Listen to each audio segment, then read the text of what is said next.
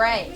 So you're going to use the sidewalk, but if there's no... On April 16th, members of the Safe Drivers Club visited Miss Durham's second grade class at the West with tips on how to stay safe near the roads.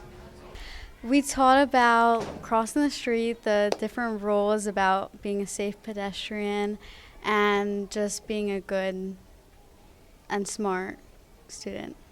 I think that having the students come into my classroom and build awareness really helps them as students. They're only 7 and 8, so it really builds the awareness on how they should be acting when they're in a car as well as when they're just outside playing or walking or riding bikes with their friends and things like that.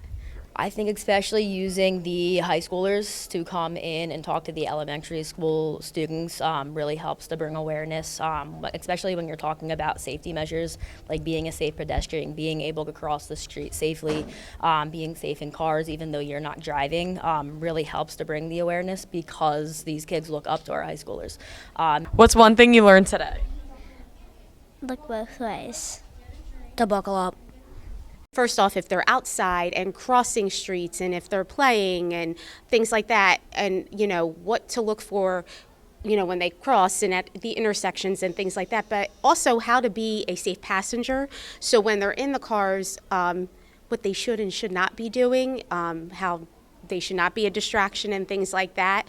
For the Devil's Advocate, this is Sophia Penza.